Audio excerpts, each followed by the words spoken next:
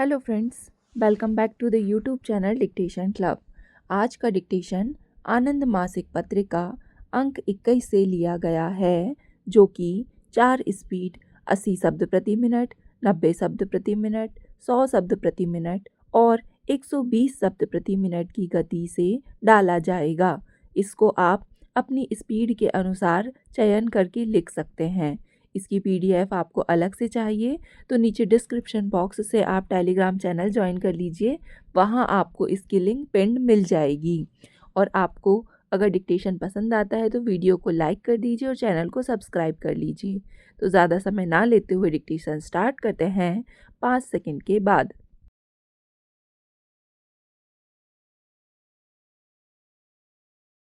महोदय, अनुसूचित जातियों एवं अनुसूचित जनजातियों के लिए 150 करोड़ रुपए आवंटित किए गए हैं।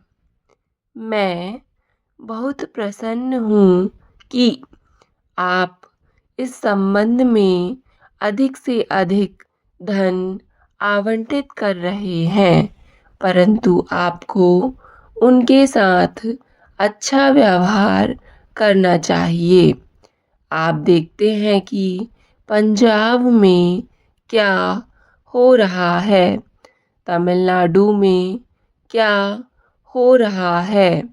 यह उनको केवल धन देने से ही बात नहीं बनेगी, वे इज्जत तथा अच्छा व्यवहार भी चाहते हैं। आपको इस बात को समझना है। गैर सरकारी क्षेत्र के प्रतिष्ठानों तथा सरकारी प्रतिष्ठानों में भी हरिजनों के लिए आरक्षित पद अभी भी रिक्त पड़े हैं। सरकार ने इन पदों को भरने में कोई रुचि नहीं दिखलाई है। मैं सरकार से आवश्यक कार्यवाही करने का अनुरोध करता हूँ। दूसरी बात, कामराज नई हरिजन आवास योजना के बारे में है। यह कुछ नहीं है बल्कि पुरानी योजना का ही नया रूप है। अब आपने पुनः इसका नाम कामराज नई हरिजन आवास योजना रख दिया है। मैं बहुत प्रसन्न हूँ कि कम से कम आपने तो कामराज को याद किया और कामराज के नाम का प्रयोग किया, यद्यपि बहुत देर से किया। कम से कम चुनाव के दौरान आप प्रयोग कर रहे हैं, सोच रहे हैं, जिससे कि आपको वोट मिलेंगे। कामराज की सुरक्षा करने वाले हम प्रथम व्यक्ति थे। आपातकाल के दौरान, कांग्रेस शासन के दौरान गिरफ्तारी का वारंट जारी हुआ था। डॉक्टर करुणानिधि ने इसे रोका। उन्होंने न केवल आदेशों को जारी करने से रोका, बल्कि कामराज को सुरक्षा तथा संरक्षण प्रदान किया। अपने अंतिम वर्षों में कामराज उनको दी गई सहायता और प्रजातंत्र बचाने के लिए DMK से बहुत प्रसन्न थे। एक अन्य बात मैं कहना चाहता हूँ। आपने कामराज आवास योजना के लिए 27 करोड़ रुपए आवंटित किए हैं। यदि एक मकान बनाने में लगभग 20,000 से 25,000 रुपए की लागत आती है, तो आप 1,000 मकान बना लेंगे। आप कितने मकानों को उपलब्ध करा रहे हैं, आपने इसका उल्लेख नहीं किया। इस वर्ष 25,000 महिलाओं को रोजगार उपलब्ध कराने के लिए 3 करोड़ रुपए आवंटित किए गए हैं। इसका मतलब है आप प्रतिदिन प्रति महिला के लिए 10 रुपया आवंटित कर रहे हैं। आजकल एक राज्य को 100 रुपए और एक बढ़ई को 125 रुपए प्रतिदिन मिलते हैं। इसका मतलब क्या आप अंशकालिक अथवा पूर्णकालिक कार्य के रूप में प्रतिदिन प्रति महिला को 50 रुपया देंगे? दूसरी बात है, आप बेरोजगार महिलाओं और अविवाहित महिलाओं से विवाह स्थगित करने के लिए कह रहे हैं। यह आवश्यक नहीं है। इस गरीब देश में वे स्वयं स्थगित रह कर रही हैं। आप विवाहित लड़कियों को बच्चों को जन्म रोकने हेतु शिक्षित करना चाहते हैं। यह भी आवश्यक नहीं है।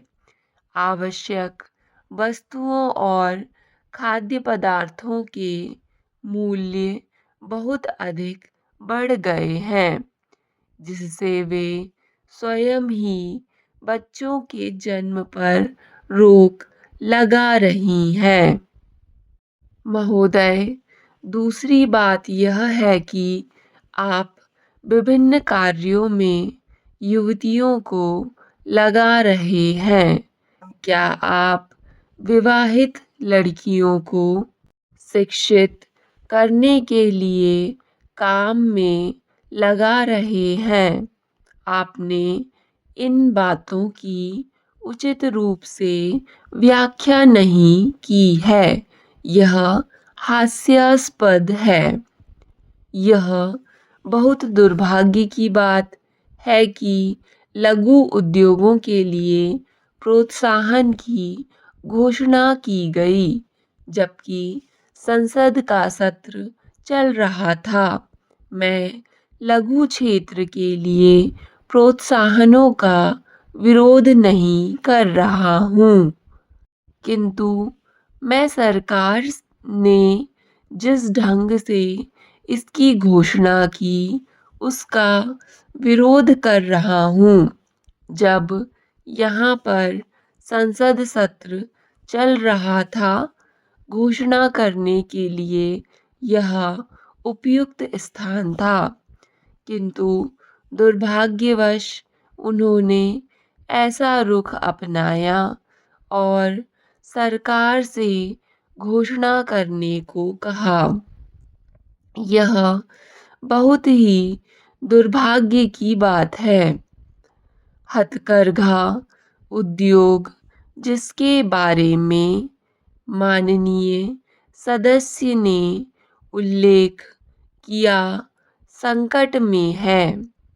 तमिलनाडु में 35 लाख बुनकर हैं और हथकरघा उद्योग कृषि के बाद दूसरा सबसे बड़ा उद्योग है, किंतु आप उनको कपास और सूत उपलब्ध ना करा सके। इसके विपरीत आप कपास और सूत विदेशों से निर्यात कर रहे हैं। यदि आप सूत और कपास के आयात की अनुमति दें और गुणवत्ता में सुधार लाएं तथा इनकी उपलब्धता बनाए रखें और यदि आप बुनकरों को कपास और सूत की कम मूल्य पर आपूर्ति करें, तो मैं समझता हूँ कि हथकरघा बुनकरों की कोई समस्या नहीं रह जाएगी।